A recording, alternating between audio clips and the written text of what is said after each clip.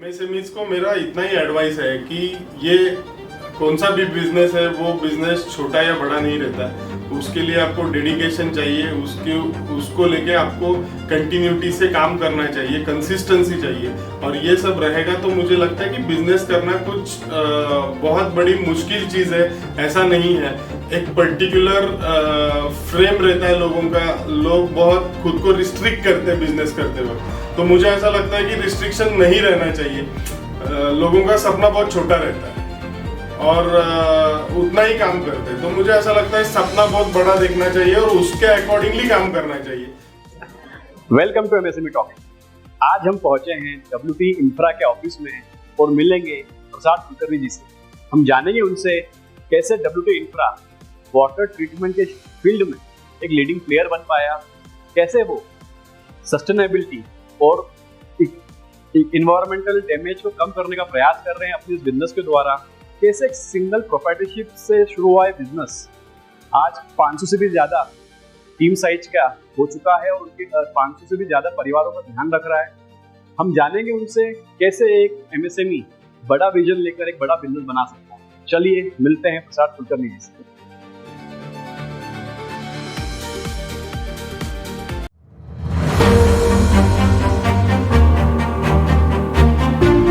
Welcome to MSME talk show. आपका बहुत बहुत स्वागत है Prasad Kulkarni ji. Thank you sir.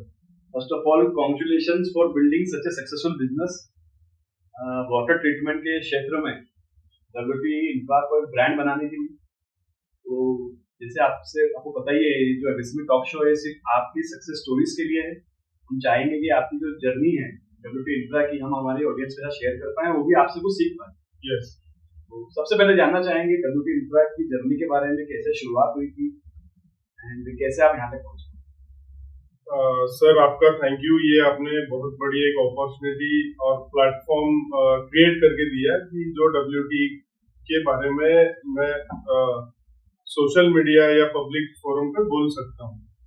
ये डब्ल्यूटी इंफ्रा का जो प्रवास रहा है वो 2006 में हमने उसकी शुरुआत की थी।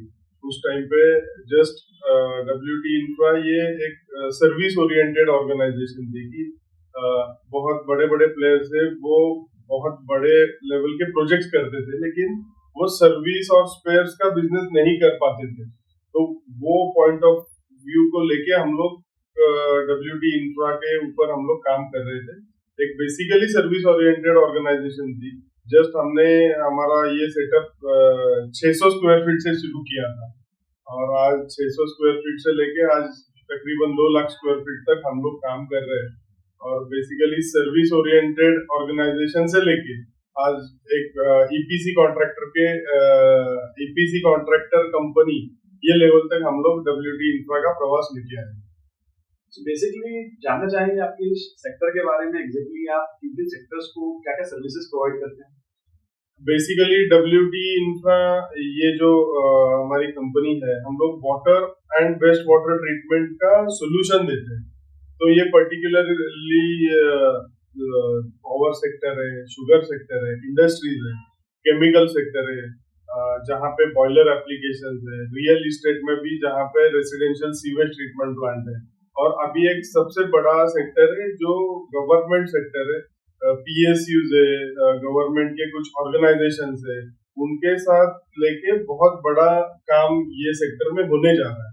तो हम लोग ये पूरा एंड टू एंड जहाँ पे भी पानी और ये सीवेज वाटर का, इफ्लुएंट वाटर का सोल्यूशन चाहिए, वहाँ पे हम लोग काम करते हैं। हम बोल सकते हैं सस्टेनेबल इंडस्ट्री में जहाँ पर की इकोनॉमिकल डैमेज को कम करने में आप कंट्रीब्यूट कर रहे हैं। यस, 100%। जैसा इकोनॉमिकल डैमेज है वैसा एनवायरमेंट डैमेज के ऊपर भी हम लोग काम कर रहे हैं। और ये बहुत बड़ा इंडिया का एक फ्यूचर है। मैं कहना चाहता हूँ कि ये इतना बड़ा पोटेंशियल ये इंडस्ट्री में है। आज हम लोग पूना में बैठे हुए हैं। पूना में कम से कम 200 कंपनीज ऐसी है जो ये वाटर और वेस्ट वाटर इंडस्ट्री को काम करती है। और बड़े से बड़े लेके वर्ल्ड के बड़े से बड़े लेके छोटे से छोटे इंडस्ट्री तक 200-250 प्लेयर ये इंडस्ट्री में काम करते हैं और खुशी खुशी ये इंडस्ट्री में सस्टेन कर पा रहे हैं। फैंटास्टिक। अगर जो मेरी जानकारी, आप सेकंड जनरेशन है इस बिजनेस। यस। इसकी शुरुआत आपके पिताजी और टीम मेंबर्स ने की। यस। और उनके बारे में बताइए कैसे मेरे पिताजी एक्चुअली ये इंडस्ट्री में सबसे बड़ा प्लेयर थर्मैक्स है, आयन एक्सचेंज है, ये दो बहुत बड़े प्लेयर है जो मोर देन 50 इयर्स हो गया ये बिजनेस में है। मेरे पिताजी ये दोनों कंपनी से काम करते थे। उन्होंने 1988 से ये फील्ड में काम कर रहे हैं और वो टाइम पे एक जस्ट प्रोप्राइटरशिप था और 1988 से वो फील्ड में काम कर रहे हैं। उनका कोर इंटरेस्ट केमिस्ट्री है, तो वो और उनका पर्टिकुलर जो केटर करने का एरिया था वो शुगर इंडस्ट्री में ज्यादा केटर करते थे और एक सर्विस ओरिएंटेड ऑर्गेनाइजेशन फ्रॉम 1988 से उन्होंने शुरू किया था। तो 1988 से लेके 2006 तक वो काम कर रहे थे। 2006 में थोड़ा मेरा ग्रेजुएशन होने के बाद मैंने उनको ज्वाइन कर लिया और ये अभी WD इंफ्रा को हम लोग आगे बढ़ा के लेके आए। मैं बोल सकता हूँ आपकी जो शुरुआत हुई एंटरप्रेन्योर जर्नी की घर से हुई? यस 100% ये घर से जर्नी की शुरुआत हुई। पिताजी को देखा है बिजनेस में इसको आगे बढ़ाते हो, आप शायद एक होता है ना बाय डिफॉल्ट, यस चॉइस नहीं था आपके पास कि ये करना ही WD इंफ्रा में कंट्रीब्यूट करना। नहीं, मैं तो वो जब स्कूल में था तभी से ये देख रहा था कि बिजनेस चल रहा है, काम चल रहा है और बहुत बड़ी इंटरेस्टिंग इंडस्ट्री थी कि जहाँ पे n नंबर ऑफ पोटेंशियल्स था और जहाँ पे ये दिवाली या छुट्टियां रहती थी तो उस छुट्टियों में मैं भी पापा के साथ साइड पे जाता था। जिस टाइम पे कुछ समझता नहीं था उस टाइम से मैं ये शुगर फैक्ट्रीज देख रहा था और यहाँ पे बहुत बड़ा पोटेंशियल है काम करने में, ऐसा काम मैं कर रहा था। और ये सब जो भी है घर से ही इसकी शुरुआत थी। और जब मैंने 2006 से ये बिजनेस में फुल फ्लेज मैंने शुरू किया तब मेरे पापा का जितना गुडविल था वो गुडविल लेके मैं काम कर रहा हूँ और आज भी वो गुडविल टिका हुआ है। बहुत बढ़िया। सो प्रसाद जी, जानना चाहेंगे हर बिजनेस में चैलेंजेस आते हैं, उतार चढ़ाव आते हैं। यस। तो आपके क्या स्ट्रगल्स रहे हैं? क्योंकि स्ट्रगल से आई एम श्योर हमारी ऑडियंस ज्यादा सीख पाएगी। तो क्या आपके बहुत चैलेंजिंग फेज रहा आपकी करियर का, आपकी इस ऑर्गेनाइजेशन का? एक्चुअली कौन सा भी इंडस्ट्री ग्रोइंग इंडस्ट्री है उनको तो स्ट्रगल है और मैं भी वो स्ट्रगल का एक पार्ट रहा हूँ और स्ट्रगल तो डे टू डे लाइफ में रहते ही है। और ये पर्टिकुलर ग्रोइंग इंडस्ट्री को स्ट्रगल बिना तो ग्रोथ नहीं है, ऐसा मेरा कहना है। और हमने जब कंपनी शुरू की थी तब जस्ट 600 स्क्वायर फीट से हमने कंपनी शुरू की थी। आज हम लोग 2 लाख स्क्वायर फीट के ऊपर काम कर रहे हैं। पहले ये ऑर्गेनाइजेशन हमारी जस्ट लिमिटेड सर्विस ओरिएंटेड थी। उसके बाद हमारा खुद का फैब्रिकेशन शॉप फ्लोर का सेटअप हुआ। उसके बाद हमारा इरेक्शन कमीशनिंग का टीम का सेटअप किया। उसके बाद हम लोग मतलब ये टीम का साइज जो है वो 5 लोगों से लेके आज 550 लोगों तक बढ़ा हुआ है। तो ये बढ़ते टीम साइज को लेके बहुत सारी स्ट्रगल्स थी। जगह का स्ट्रगल था। एक समय ऐसा था कि हम लोग जहाँ पे रेंट पे थे तो वो मालिक ने एक रात में हमको बोल दिया कि आप कल से दूसरा जगह ढूंढ लो। तो वो टाइम पे बहुत स्ट्रगल था, पैसे नहीं थे, फाइनेंशियल स्ट्रगल था। हमारा जो प्रिंसिपल बैंकर था एक रात में वो बैंकर के ऊपर आरबीआई ने उसके ऊपर रिस्ट्रिक्शंस लगा दी। रिस्ट्रिक्शंस लगाने के बाद हमारा फैसिलिटीज वहां पे था। एक टाइम पे ऐसा था कि एक नया बैंकर था, उसके ऊपर बैंक गारंटी को लेके हमारे पास इश्यूज थे। हमारे पास जब हमने बिजनेस शुरू किया तब कुछ मॉर्गेज देने के लिए कुछ नहीं था। आइडेंटिटी गुडविल छोड़ के मेरे पास कुछ नहीं था। जब ये बिजनेस शुरू किया तो ये सब बहुत अप एंड डाउन स्ट्रगल है। लोगों का विश्वास मतलब जितने ये इंडस्ट्री में कस्टमर्स इम्पोर्टेंट है उतने भी वेंडर्स इम्पोर्टेंट है और उससे ज्यादा एम्प्लॉयज इम्पोर्टेंट है। और एम्प्लॉय रिटर्न करना is most challenging task in this particular industry. और वेंडर भी ऐसे है कि ये वेंडर को पेमेंट साइकिल मेंटेन करना, क्रेडिट लाइन मेंटेन करना, बैंकर्स को अपने विश्वास देना, ये बहुत बड़ा एक चैलेंज है। कस्टमर तो एन नंबर ऑफ कस्टमर है, एक कस्टमर बंद हो गया दूसरा मिल जाता है, लेकिन वेंडर्स लिमिटेड है, एम्प्लॉय का रिसोर्स लिमिटेड है, बैंकर्स लिमिटेड है।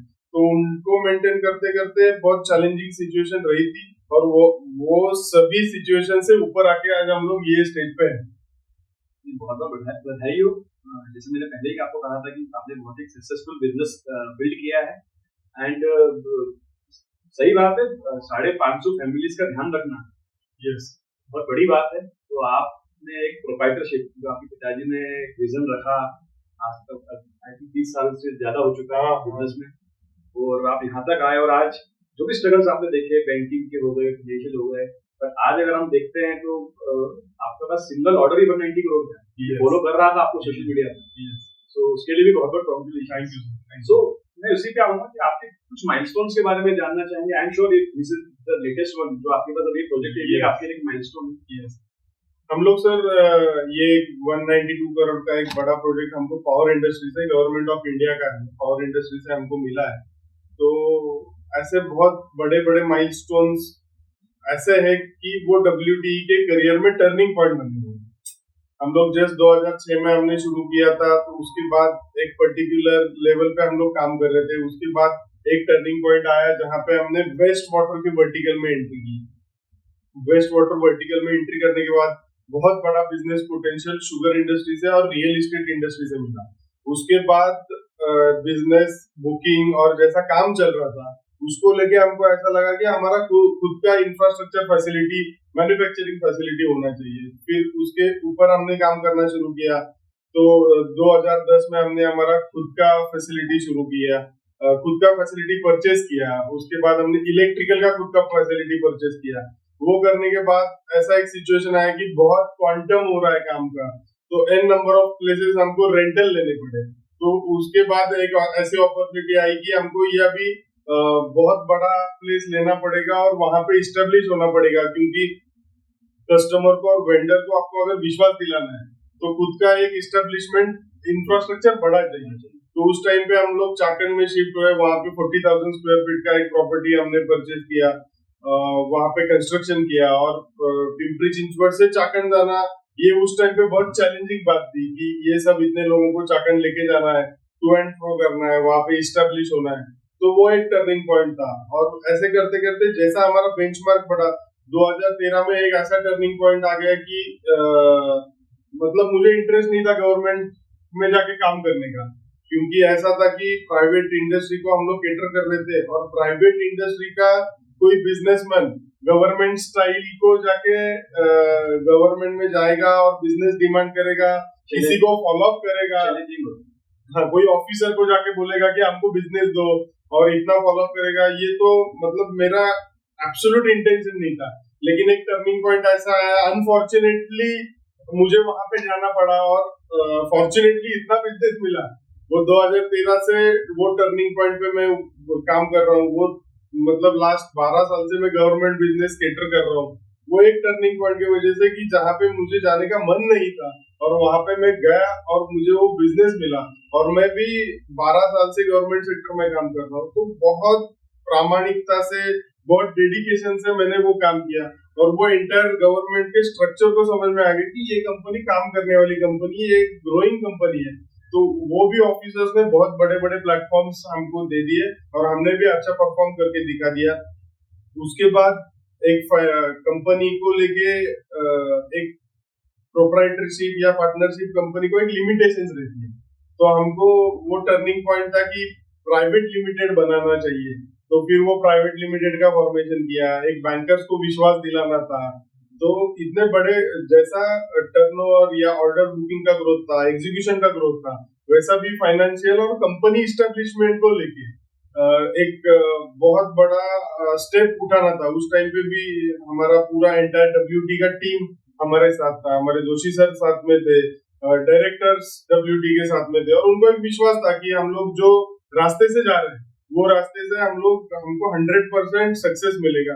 तो छोटे छोटे माइलस्टोन करके हम लोग ये लेवल पे आज 192 करोड़ का ऑर्डर को लेके हम लोग आगे जा रहे हैं, और मुझे विश्वास है कि आगे जाके इसमें बहुत बड़ा भविष्य है। जैसे आपने बताया कि टीम का बहुत बड़ा कंट्रीब्यूशन होता है, और जैसे जोशी सर का आपने एग्जांपल लिया, तो ये सब फाइनेंस देखते हैं, तो मेरा भी इंटरेक्शन हुआ है उनसे। तो जो मेरा अंडरस्टैंडिंग रहा है कि आप वो MSMEs है जो बहुत ही कम लिवरेज है, मतलब आपने अपने फाइनेंशियल्स को बहुत ही अच्छे तरीके से मैनेज किया हो, तो ऑब्वियसली उसमें आपकी टीम का कंट्रीब्यूशन है। तो कुछ सजेशन हमारे ऑडियंस को देना चाहेंगे, क्योंकि हमने देखा कि MSMEs जनरली बहुत स्ट्रगल करते हैं फाइनेंस में। तो कैसे आप अपना कैश फ्लो मेंटेन कर पाए? You are doing profitable business. Actually मेरा एमएसएमई को ये कहना है कि कौन से भी हालत में आपका ग्रोइंग ऑर्गेनाइजेशन है, तो आपको ये कंपनी से कौन से भी हालत में पैसा नहीं निकालना है खुद के लिए। अगर आप खुद के लिए पैसा नहीं निकालोगे और आपका प्रॉफिट आपके कंपनी में रहेगा, तो आप बहुत अच्छी चीजें कर सकते हैं, आप बहुत अच्छा खासा ऑर्डर बुकिंग कर सकते हैं और आपका फाइनेंशियल मैनेजमेंट बहुत अच्छा खासा हो सकता है। अगर ये कंपनी के एसेट को लेके हम लोग काम करेंगे, कंपनी के ऊपर काम करेंगे, डेवलपमेंट को लेके काम करेंगे, तो मुझे ऐसा लगता है कि एमएसएमई को बहुत बड़ा अपॉर्चुनिटी ये इंडिया में है। जैसा महाराष्ट्र के सीएम देवेंद्र जी बोलते हैं कि 2030 तक 1 ट्रिलियन इकोनॉमी है, इकोनॉमी करनी है इंडिया की, और 2047 तक 5 ट्रिलियन इकोनॉमी को लेके इंडिया को आगे लेके जाना है। अगर ये इकोनॉमी लेवल को आगे लेके जाना है, तो उसको सबसे बड़ा हाथभार जो रहेगा वो एमएसएमई का रहेगा। बहुत बढ़िया पॉइंट बोला सर ने, दैट एमएसएमईज को इंश्योर करना चाहिए कि प्रॉफिटेबिलिटी अच्छी मेंटेन करें, साथ ही साथ जो प्रॉफिटेबिलिटी है बिजनेस से अपने पर्सनल या वो जो कैपिटल को विड्रॉ ना करें, बिकॉज अगर कंपनी में पैसा रहेगा तो आपके इन्वेस्टर जो बैंकर्स दोनों का ही आप पे विश्वास बना रहेगा। तो ठीक है, अभी आप यहाँ तक पहुंच चुके हैं, 182 करोड़ का ऑर्डर्स आपके हाथ में है, आगे क्या विजन देखते हैं इस इंडस्ट्री में आपके डब्ल्यूटी इंफ्रा की? सर, ये इंडस्ट्री में नॉट ओनली डब्ल्यूटी इंफ्रा, ये इंडस्ट्री में बहुत बड़ा पोटेंशियल है। ये इंडस्ट्री में जो भी नया बिजनेस शुरू कर रहा है उसको भी पोटेंशियल है, और जो पुराने प्लेयर्स है उनको भी पोटेंशियल है। तो और जैसे अभी state government, central government of India, उनके जो भी नए इनिशिएटिव्स है, रिसाइकल रीयूज को लेके, ये एनवायरनमेंट को लेके, तो उसको लेके बहुत बड़ा बिजनेस पोटेंशियल है। वो बिजनेस करने के लिए आपको आपका क्वालिफिकेशन बढ़ाना पड़ेगा, आपको आपका प्रोजेक्ट मैनेजमेंट अच्छा करना पड़ेगा, और आपकी फाइनेंशियल प्लानिंग अच्छी रहेगी। तो मुझे ऐसा लगता है ये इंडस्ट्री में बहुत अच्छा भविष्य है, और जो 5 ट्रिलियन इकोनॉमी का सपना गवर्नमेंट ऑफ इंडिया या सीएम ऑफ महाराष्ट्र देख रहे हैं 2047 को लेके, उसमें बहुत बड़ा कंट्रीब्यूशन ये वाटर और वेस्ट वाटर इंडस्ट्री का रहेगा, ऐसा मुझे विश्वास है। और मुझे ऐसा कहना है कि डब्ल्यूटी इंफ्रा को भी इसका बहुत अच्छा खासा पार्ट डब्ल्यूटी इंफ्रा बन सकती है। हमको ये विश्वास है कि हम लोग बहुत अच्छा खासा काम ये इंडस्ट्री को लेके कर सकते हैं। सर, काफी कुछ आप डिस्कशन हुआ, बहुत सी जानकारी मिली आपके इंडस्ट्री के बारे में, आपके बारे में। वैसे तो आप एक एडवाइस हमारे एमएसएमईज को दे चुके हैं फाइनेंस के बारे में, फिर भी ऐसे अदर देन फाइनेंस से कुछ की एडवाइस जो आप देना चाहें एमएसएमईज को, जिससे वो सीख कर आप कैसे सक्सेसफुल हो? एमएसएमईज को मेरा इतना ही एडवाइस है कि ये कौन सा भी बिजनेस है, वो बिजनेस छोटा या बड़ा नहीं रहता, उसके लिए आपको डेडिकेशन चाहिए, उसको लेके आपको कंटिन्यूटी से काम करना चाहिए, कंसिस्टेंसी चाहिए, और ये सब रहेगा तो मुझे लगता है कि बिजनेस करना कुछ बहुत बड़ी मुश्किल चीज है, ऐसा नहीं है। एक पर्टिकुलर फ्रेम रहता है लोगों का, लोग बहुत खुद को रिस्ट्रिक्ट करते हैं बिजनेस करते हुए, तो मुझे ऐसा लगता है कि रिस्ट्रिक्शन नहीं रहना चाहिए। लोगों का सपना बहुत छोटा रहता है और उतना ही काम करते हैं, तो मुझे ऐसा लगता है सपना बहुत बड़ा देखना चाहिए और उसके अकॉर्डिंगली काम करना चाहिए, तो सब लोग काम कर सकते हैं। मैं हमारे जो पंतप्रधान नरेंद्र जी मोदी, उनका बहुत धन्यवाद मानता हूँ।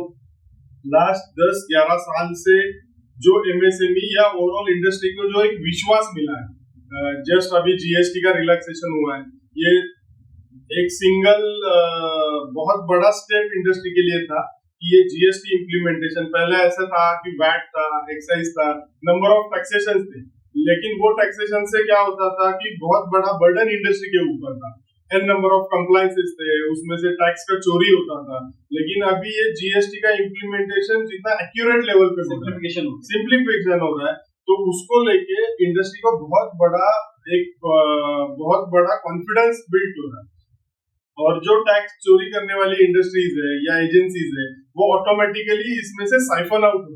तो मुझे ऐसा लगता है कि एमएसएमई ने ये टैक्स चोरी करने वाले लोगों के पीछे नहीं जाना चाहिए, और गवर्नमेंट को प्रॉपरली टैक्स पेयर गवर्नमेंट का बनना चाहिए, और जो बिजनेस पोटेंशियल या business platform government of Maharashtra, government of India से मिल रहा है, उसको हमने यूटिलाइज करके बहुत बड़ा ग्रोइंग नेशन इंडिया है, डेवलप्ड इंडिया अगर हमको 2047 तक देखना है, तो मुझे ऐसा लगता है कि हमको ये सब चीजें फॉलो करनी है।